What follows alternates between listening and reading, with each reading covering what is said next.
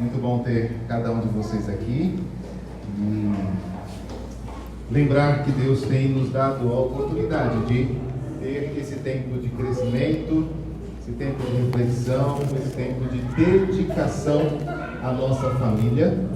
E sabendo que a partir destas coisas Deus também tem desafios, tem propósitos e tem ações para serem realizadas na nossa vida. Nosso objetivo nesses dias é trazer esta reflexão. Nós esperamos que vocês tenham tempo de qualidade juntos, que vocês possam se divertir, que vocês possam passear, que vocês possam ter tempo com o casal e tempo com os amigos. Mas nós queremos também, de forma bastante direta, bastante pontual, trabalhar alguns tópicos da nossa vida conjugal de maneira um pouquinho mais extensa, mais profunda daquilo que nós podemos fazer no dia a dia da igreja. Nós não vamos nos exceder muito nas palestras. Pelo horário você percebeu que a gente procurou ser bastante econômico nesse sentido. Isso não quer dizer que a gente não terá bastante trabalho e bastante reflexão. A minha forma de ver o trabalho e o ensino é o de trazer proposições e reflexão. E a partir das proposições que trazemos e dos quadros que nós colocamos para vocês analisarem, eu espero que vocês respondam a isso no dia a dia, no modo de tratar, no modo de enxergar, no modo de caminhar as coisas. Talvez a primeira passada, essa que faremos nesses dias, não seja suficiente para que a gente consiga alcançar ou enxergar tudo aquilo que seria necessário fazer dentro do nosso tempo. Mas eu quero que seja um passo inicial dentro de uma reflexão que não é muito comum para nós. Tá? E uma reflexão que vai se dirigir aos maridos e tem como princípio aquilo que Deus estabeleceu como função do marido como sacerdote e líder do seu lar. O que acontece dentro de casa, segundo a Bíblia, é algo que o homem deve promover. Mas ao mesmo tempo em que a gente se dirige aos homens nessa reflexão, nós estamos estabelecendo muitos desafios a vocês, irmãs mulheres. Porque além de almejar estas coisas dentro do seu lar, mais do que reconhecer, mais do que apontar que elas não existem ou que elas não estão sendo praticadas, é necessário que vocês percebam que cabe a vocês auxiliar e incentivar o marido de vocês nesses desafios. E nessa tarefa de abrir o espaço, muitas vezes será necessário que você, irmã, esteja revendo também a sua própria visão e leitura do seu casamento e do seu marido. Numa outra ocasião a gente pode fazer isso mais diretamente, mas eu espero que a gente, de modo indireto, também tenha esta reflexão e possa então abrir esse espaço de discussão. Quando Deus instituiu o seu projeto de manifestar e executar a sua glória, e ao criar todo o universo, Deus escolheu o casamento, a criação de homem e mulher, como um instrumento principal para que ele pudesse mostrar e exemplificar esta glória. É muito interessante pensar que desde o primeiro capítulo até o último capítulo da Bíblia, a principal figura que Deus usa para mostrar a relação entre ele e o seu povo é o casamento. E se no primeiro capítulo nós encontramos Deus criando o homem à sua imagem e essa imagem é homem e mulher, e que ao abençoar este casal, ele lhes dá filhos, ele lhes dá a terra, ele lhes dá domínio sobre todas as coisas e coloca sobre eles o cuidado de toda a criação. Esta unidade, homem e mulher, deveria ser o representante de Deus junto a toda a criação. Cada família, cada lar é esta representação divina diante dos filhos, diante do restante da criação e diante do próprio Deus. Nessa figura de casamento, nessa figura conjugal que Deus usa com frequência, ele é o marido ou o noivo e a igreja a sua esposa, a sua noiva.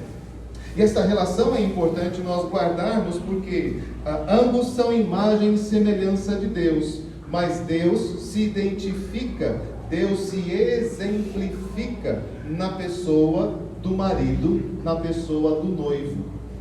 E tudo aquilo que nós precisamos, que nós observamos de Deus nesta relação, deve ser de alguma forma expressa, ensinada e refletida pelos maridos na condução do seu lar. É na medida em que o marido se parece com Deus, é que a unidade do lar, homem e mulher, refletem a imagem do Senhor diante da criação. Quanto mais diferente de Deus o marido é, mais difícil é para que aquele lar reflita a imagem de Deus. E não é muito difícil a gente perceber como isso é verdade, porque nas falhas, fraquezas, nos pecados, nas maldades, na violência masculina, nós vemos muito, de forma generalizada, a destruição, a ruína e a corrupção do homem. Não é política pública dar o valor lá do auxílio ou a escritura de uma casa popular para a mulher, porque os maridos não são confiáveis. Tá? Isso é um princípio de direito público. Enquanto isto precisa ser diferente quando nós estamos falando dos filhos de Deus, daqueles que estão vivendo para a glória de Deus. Quando o Senhor faz esse processo de criação, Ele diz: não é bom que o homem esteja só. Eu vou fazer para ele uma auxiliadora que lhe seja idônea. A consecução, a realização deste propósito não é possível sozinho. É muito interessante isso, porque quando a gente começa a pensar naquilo que nós, nas vantagens de ser casado, nas vantagens de ser solteiro, nós geralmente manifestamos o desvio de propósito que está dominando e conduzindo a nossa vida. Porque quando nós falamos dos benefícios de um ou de outro, nós pensamos naquilo que nos agrada, aquilo que nos dá prazer, aquilo que eu gostaria de ser, de fazer, de realizar. Então, solteiro, eu sou mais livre, solteiro, eu tenho mais a possibilidade, solteiro, eu tenho condição de fazer isso ou aquilo. Ou casado, eu posso fazer isso, casado, eu consigo aquilo, casado, nós conseguimos fazer aquilo. Mas todas essas referências de um lado e de outro estão a partir daquilo que eu decidi fazer da minha vida. Mas eu não fui criado para decidir os destinos da minha vida. Eu fui criado para ser imagem e semelhança de Deus. E para ser imagem e semelhança de Deus, eu não posso estar só. Porque a imagem e semelhança de Deus é homem e mulher. Então, se você tem o propósito de ser imagem de Deus, se você tem a imagem, o propósito de ser a imagem de Cristo, você vai precisar entender que é necessário que você tenha uma auxiliadora idônea concedida por Deus. Nós vamos falar um pouco mais sobre isso amanhã de manhã. E o texto então termina dizendo: e a costela que o Senhor Deus tomara ao homem, transformou-a numa mulher e trouxe-a para ele. E aqui então é o ponto de minha reflexão nesta noite, e aquilo que a gente vai fazer em caráter introdutório da nossa reflexão. Os maridos devem amar sua esposa porque ela é um presente, ela é uma dádiva, ela é algo que Deus fez e lhe trouxe. Isso parece ser óbvio, isso parece ser natural, mas isso tem implicações muito extensas na nossa maneira de ser, de ver e dirigir as coisas.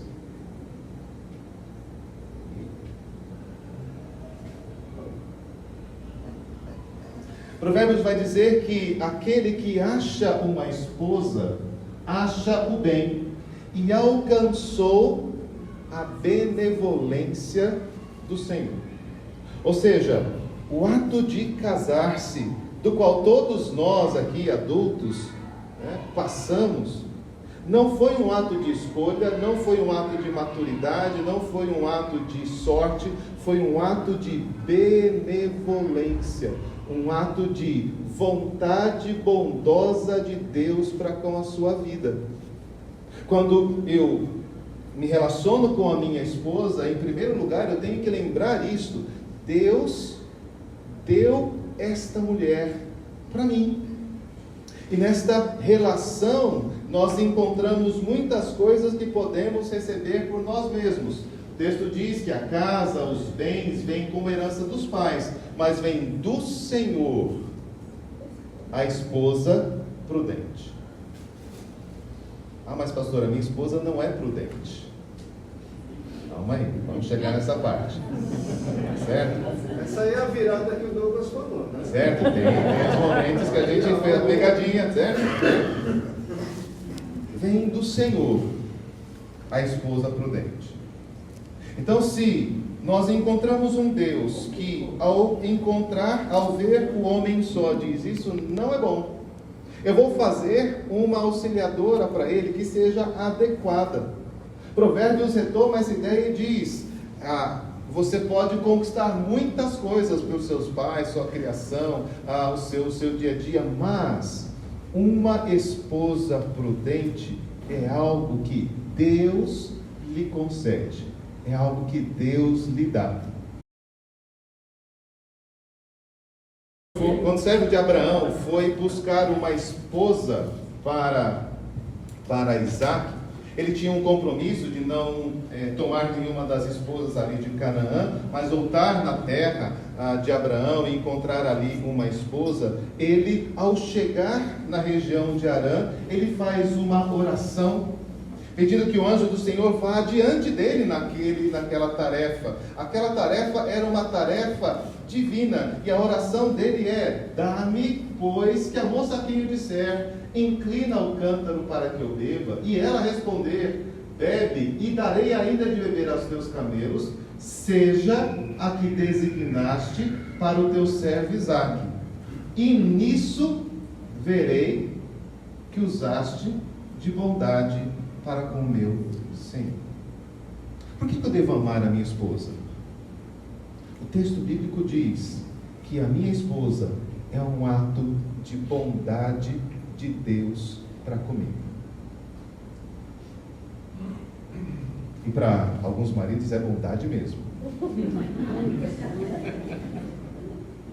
Deus, ao lidar com uma esposa, mostrou bondade. Esse não foi um ato seu. O servo diz: o Senhor designou uma esposa. O Senhor, ele tinha certeza que Deus conduziria aquele caminho, que havia ali uma moça preparada para o filho do seu Senhor, e ele vai à busca dessa esposa, dentro dessa convicção, e ele diz: quando eu achar, isso vai ser a prova de que o Senhor foi bom para com Abraão, de que o Senhor tinha bons propósitos para ele, de que o Senhor manteria as promessas que fez a Abraão, de que o Senhor não estava brincando quando disse que faria dele grandes nações e abençoaria geração por geração.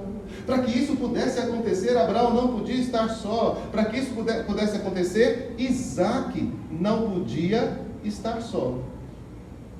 Sem uma esposa, ele jamais poderia gerar a descendência da fé e o Senhor Jesus Cristo. Então, aqui há muito mais do que eu aceito. Aqui há muito mais do que prometo ser fiel durante toda a minha vida. Quando nós pensamos no casamento, nós temos que pensar que ele faz parte do propósito de Deus de serem fecundos, multiplicai-vos, enchei a terra, dominai-a. Tenha domínio sobre os peixes do mar, as aves do céu, vou lhe dar alimento, o texto continua, e vocês vão dar alimento aos animais. É disso que estamos falando, nós estamos falando do percurso da sua vida, nós estamos falando do projeto de Deus, geração em geração, da igreja de Cristo que vai alcançar até o final do mundo. Então, quando nós nos colocamos nessa perspectiva, eu preciso entender que Deus cumpriu a sua promessa para comigo e confirmou a sua bondade quando me deu a minha esposa. Este é um dos principais sinais de que Deus continua conduzindo o seu povo, que Deus continua dirigindo a história até o final de todas as coisas. É interessante a gente pensar nisso, porque o texto diz que a esposa foi feita, que a mulher foi feita para o homem. E aí a gente tem que parar e pensar um pouquinho nisso. A mulher é uma obra de Deus. Normalmente nós estamos acostumados a pensar nesse conceito de obra, né, em relação às coisas, né? Vamos ficar nesse aspecto por enquanto. O que Deus faz? As coisas que Deus realiza, alguma delas tem defeito? Alguma delas é desprezível? Alguma delas é rejeitável? Estamos falando das coisas, não estou falando da sua esposa não. Certo? Por que a sua esposa seria? Pelo contrário, a Bíblia fala que as obras do Senhor são todas admiráveis, todas elas dão prazer, todas elas manifestam glória, todas elas manifestam majestade. Quando o Senhor age, Ele espalha a sua fidelidade, a sua bondade, a sua justiça, a sua santidade. Não é assim? Se você pegar o termo obras do Senhor e você vai olhar nos Salmos, todos esses atributos relacionados àquilo que Deus faz. Tudo que Deus faz é bom. Tudo que Deus faz deve ser recebido com ações de graças. Tudo que Deus faz deve alegrar e fortalecer o nosso coração. Pois bem, quem fez sua esposa? Quando você lembra disto, você precisa avaliar sua esposa de uma forma diferente daquela que normalmente nós fazemos. Ela cozinha bem, ela cozinha mal. Ou ela é muito pacata, geralmente, né? Ou ela é muito estourada, né? Muito nervosa, muito brava, certo? Ela é muito chata, ela é muito exigente, ela é muito desleixada. a obra do Senhor pode ser classificada de alguma dessas formas? Quando nós observamos os caminhos do Senhor, é verdade que muitas vezes, e esse é o exercício espiritual que nós vamos relembrar pontualmente amanhã, nós entendemos que nem sempre nós nos alegramos imediatamente em tudo aquilo que Deus faz, é assim? Quando Deus nos coloca diante de uma enfermidade, ou quando Deus nos coloca diante de uma crise, ou quando Deus nos coloca diante de uma perda, quando Deus nos coloca numa disciplina e nos corrige. Hebreus diz que quando nós somos disciplinados, a disciplina no primeiro momento ela não traz alegria, ela traz tristeza, ela traz angústia. E sim, então quando Deus faz as coisas, não é assim, Deus faz, eu recebo tudo com alegria, com ações de graça. Devia ser, não é? Eu devia receber todas as coisas que Deus faz com ações de graças, com confiança, com esperança, mas eu não tenho essa disposição. Não tenho essa disposição em relação à minha vida, ao meu trabalho, à minha casa, e eu não tenho essa disposição em relação à minha esposa. Mas quando eu me coloco diante de Deus e eu reflito a respeito do modo como Ele dirige os meus caminhos, quando eu percebo a sabedoria de Deus, mesmo nas tribulações, a provisão de Deus, mesmo no dia de dificuldade, mesmo quando nós enfrentamos a perda e a dor, nós reconhecemos os propósitos santos, benéficos, abençoadores do Senhor. Então o salmista vai poder dizer: foi-me bom ter passado pela aflição, para que eu pudesse aprender os teus decretos. Esse é um processo que está sendo desenvolvido em nós como casal também. Eu preciso ser preparado para reconhecer na minha esposa o favor do Senhor e a glória das obras de Deus. Eu preciso estar preparado para reconhecer que há ali alguém que foi criado à imagem e semelhança daquele que eu amo sobre todas as coisas na minha vida. E quando eu olho para a minha esposa, eu olho para a noiva de Cristo. Eu olho para alguém que Cristo ama. Eu olho para alguém por quem Cristo morreu. Cristo, no seu amor, Ele não fechou os olhos para as nossas fraquezas, as nossas falhas, os nossos pecados. Ele não deixou de reconhecer que nós somos chatos, irritantes, desleixados, mentirosos, roubadores, adúlteros. Ele não deixou de ver nenhuma dessas coisas, mas Ele amou e resgatou. Quando Efésios então diz a respeito dessa relação, ele diz: Jesus a santifica para apresentar a si mesmo igreja gloriosa, sem mácula nem ruga. Acho muito interessante essa questão, né? Porque marcas e rugas são o processo natural, né, do envelhecimento, não? E à medida em que a igreja de Cristo avança, o texto diz que as marcas do tempo não tiram a beleza e a juventude, a jovialidade da igreja. Quando nós lembramos que casamos com a obra do Senhor, que casamos com o sinal do favor de Deus, eu pergunto: como é que eu não posso amar?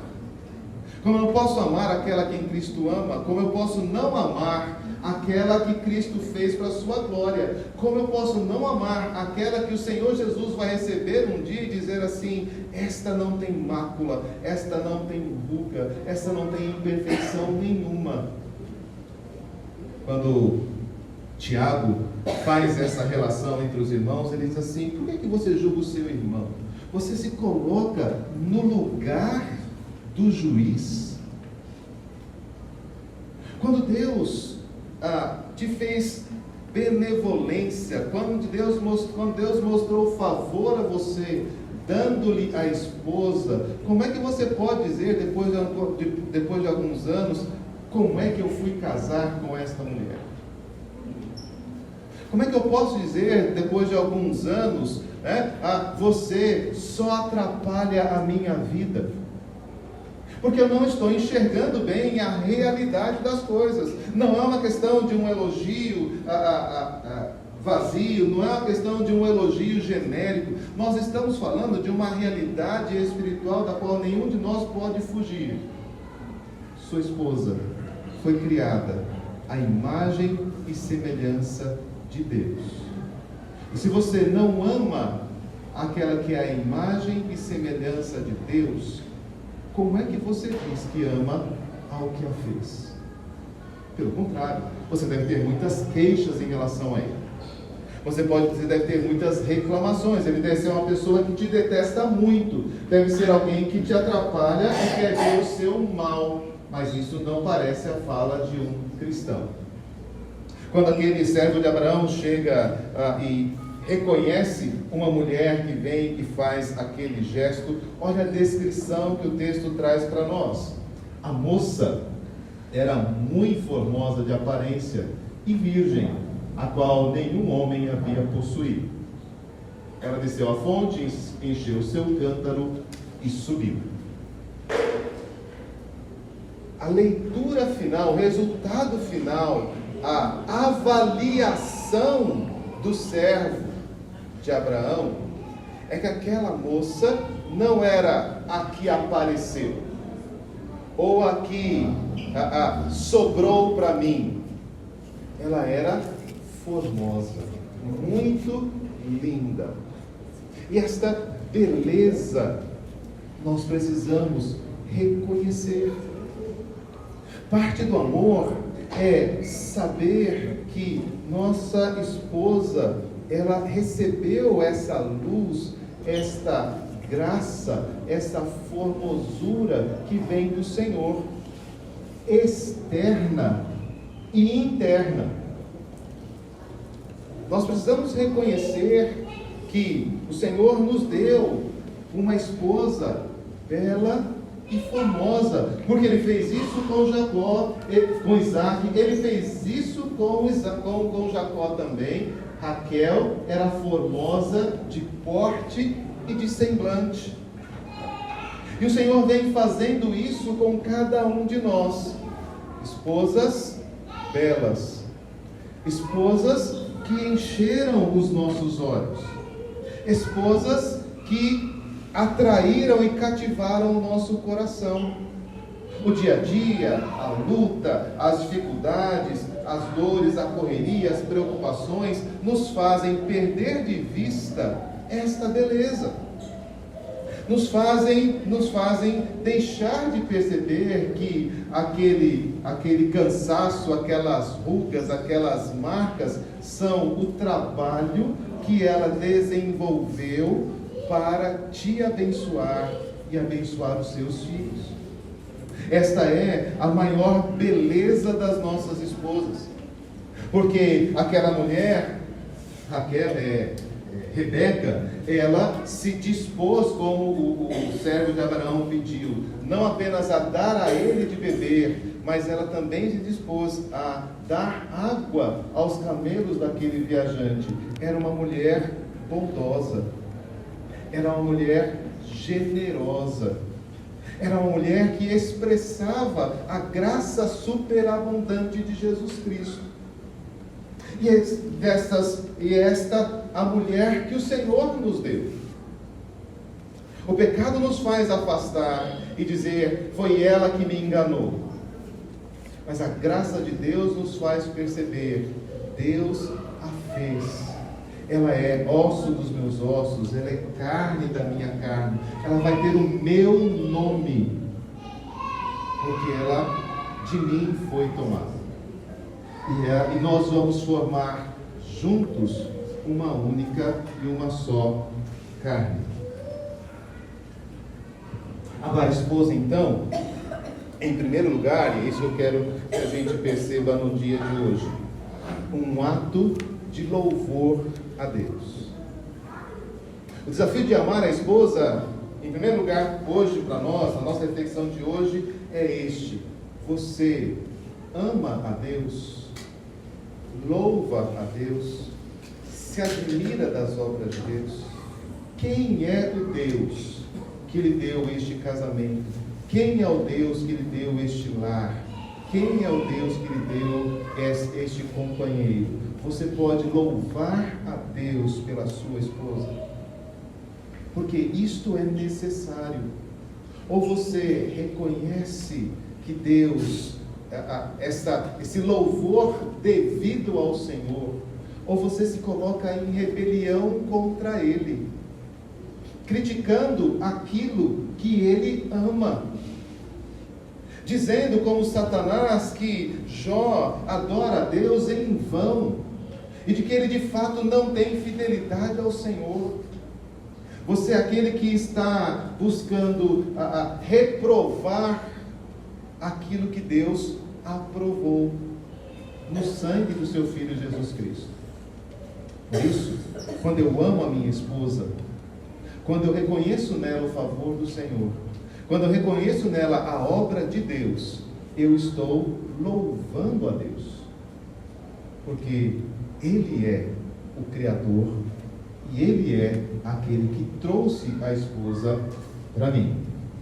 Mas é importante a gente lembrar também que a esposa, ela é presente de Deus porque ela pertence ao Senhor. Ela é propriedade do Senhor. Ela não é nossa propriedade. Deus não abriu mão desta mulher por você. Deus não deixou de cuidar dela, de amar, de ter propósito e planos para elas, para colocá-la nas suas mãos. Pelo contrário, Deus colocou-a nas suas mãos para que você pudesse reconhecê-la como dela, dele, pertencente a ele. O Salmo 24 diz que ao Senhor pertence a terra e tudo o que nela se contém, o mundo e o que neles habita. Tudo pertence ao Senhor. E nós falamos, o meu carro, a minha casa, o meu bem, mas a minha esposa pertence ao Senhor. Mas o que quer dizer isso na prática? Quando eu reconheço que ela não é minha, mas é do Senhor, que impacto isso tem sobre a minha vida? O texto de Romanos diz que quer vivamos, quer morramos, somos do Senhor. Os propósitos, os anseios, as direções, as conquistas não podem ser dissociadas daquele que me possui e daquele que possui a minha esposa. Quando eu estou cuidando, quando eu estou me relacionando, eu estou relacionando com alguma coisa que na sua essência não é minha. E assim como nós temos cuidado com os objetos, com as coisas dos outros que são colocadas sobre o nosso cuidado, que cuidado nós deveríamos ter com a esposa, a mulher e, em consequência, os filhos que Deus nos deu? Eu preciso entender que vou ter que prestar contas disso. Uma parábola é muito conhecida e eu entendi que ela precisa ser aplicada para nós aqui. O texto de Jesus diz: qual é o servo fiel e prudente, a quem o Senhor confiou os seus conservos para dar-lhes o sustento a seu tempo? Esse é o seu papel? Você é um servo de Deus, a quem Deus colocou nas suas mãos uma serva do Senhor, para que você cuide dela no seu tempo. Essa imagem, ela se aplica a você, porque é isso que Jesus está querendo dizer. É isso que Jesus está colocando. Não tem ninguém que está mais sobre a sua responsabilidade, marido, do que a sua esposa. O dever de amar se institui aí. Deus me deu muitas coisas para cuidar, a principal delas, a minha esposa, a minha mulher. E o texto diz que eu serei um servo fiel, eu serei um servo prudente, se eu for encontrado fazendo assim quando o Senhor vier. Abandonar a esposa, largar a esposa, omitir-se como marido, deixar tudo nas costas da esposa, não é fazer aquilo que o Senhor, o seu Senhor, colocou nas suas mãos para fazer. De todas as coisas que Deus colocou nas suas mãos, todas as tarefas, esta é a mais perene, essa é que perdura mais. Em verdade vos digo que confiará a ele todos os seus bens. Mas se aquele servo, sendo mau, disser consigo mesmo: o meu senhor demora-se em vir, e passar a espancar os seus companheiros e a beber com ébrios, você já sabe o que vai acontecer. Qual é a relação? É muito interessante isso, porque na relação matrimonial a gente vê muito bem essas duas coisas, não? Maridos que sustentam, que alimentam, que cuidam, que amparam suas esposas, e outros que batem, espancam e saem para beber com os bêbados. Essa imagem é uma imagem muito clara, muito pertinente do modo como muitos maridos se comportam, do lado positivo e do lado negativo. Então, nós temos que nos perguntar se, na relação que temos com a nossa esposa, estamos nos relacionando como de fato somos, servos prudentes e fiéis ao Senhor. Nós recebemos a orientação de fazer todas as coisas conforme o Senhor nos orienta, conforme as forças que Deus dá, conforme a direção que Deus estabelece para nós. Veja só essa missão colocada lá em Malaquias, um texto bastante conhecido. Ele diz que Deus não aceita mais as orações, nem os sacrifícios do povo. E o povo diz: por quê? Por que Deus não está mais satisfeito com a gente? Então ele diz: por quê? Porque o Senhor foi testemunha da aliança entre você e a mulher da sua mocidade, com a qual você foi desleal, sendo ela a tua companheira e a mulher da tua aliança. Não fez o Senhor um, mesmo havendo nele um pouco de espírito? E por que somente um? Porque ele buscava a descendência que prometera. Portanto, cuidai de vós mesmos, e ninguém seja infiel para com a mulher da sua mocidade. O texto fala aqui de divórcio. O texto aqui não fala de adultério. Ser infiel com a mulher da sua mocidade é separar-se dela. E o texto então deixa muito claro: Deus fez um. E ele fez um porque ele estava, como aconteceu lá com Isaac, buscando promover uma descendência. Deus estava estabelecendo uma forma em que geração após geração, o seu testemunho, a sua glória, a sua maravilha está sendo manifesto. Então Deus diz: eu sou a testemunha, eu sou o garantidor do relacionamento, da aliança entre você e a sua mulher. E quando você deixou de cumprir o seu papel na aliança, você quebrou esse compromisso com aquela que você não podia deixar. Por isso, cuide de você mesmo, diz o texto. Cuide de você mesmo, porque Deus odeia, é o versículo seguinte, o divórcio e o abandono.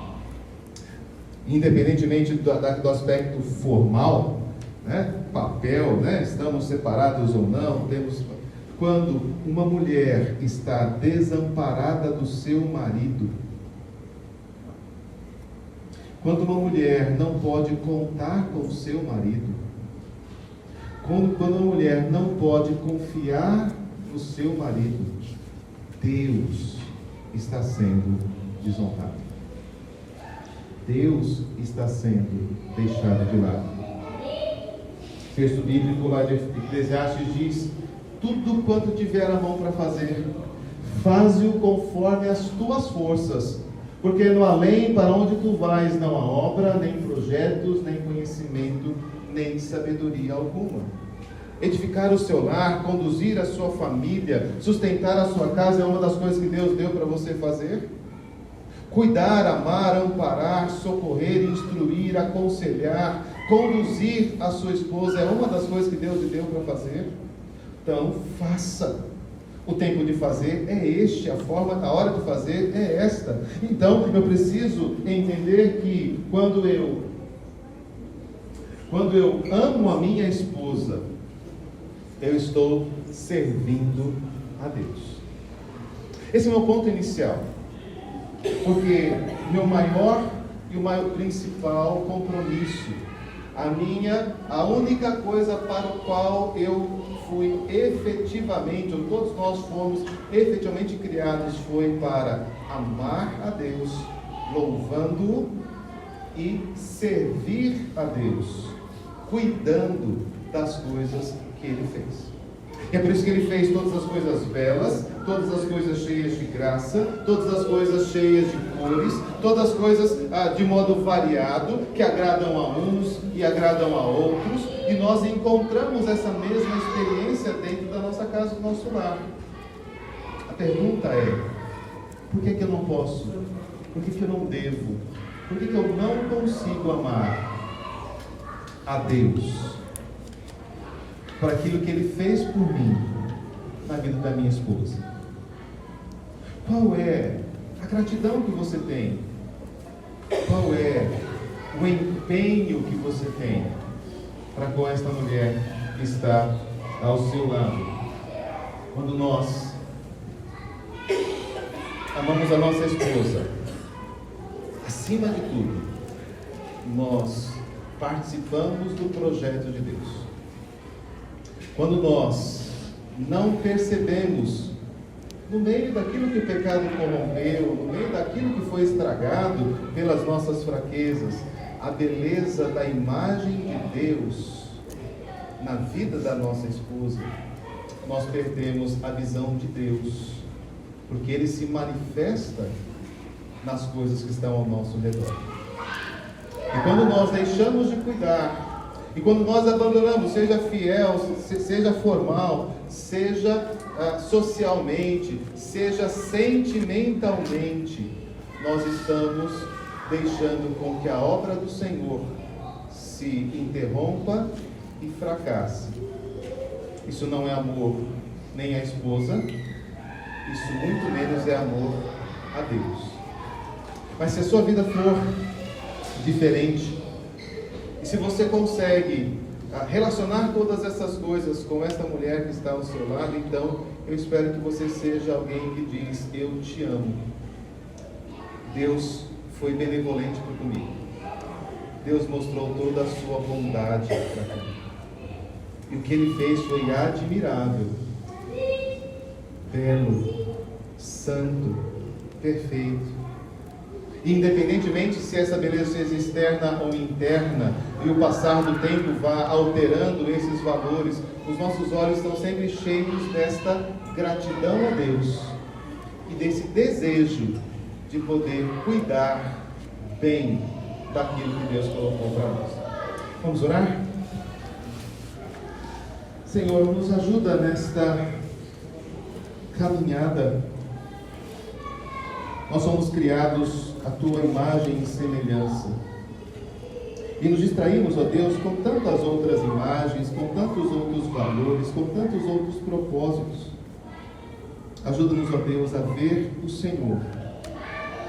E a ver o Senhor na vida do marido, a ver o Senhor na vida da esposa, a ver o Senhor no serviço do lar, a ver o Senhor no cuidado e no amparo de todas as coisas, a ver o Senhor sendo bondoso, a ver o Senhor cobrando de nós fidelidade, cuidado, atenção. Ajuda-nos, ó Deus, para que façamos aquilo que o Senhor colocou nas nossas mãos, conforme as nossas forças. Reconhecemos a fraqueza nossa, mas reconhecemos acima de tudo o poder de Deus. Por isso a nossa oração e o nosso pedido, em nome de Jesus. Amém.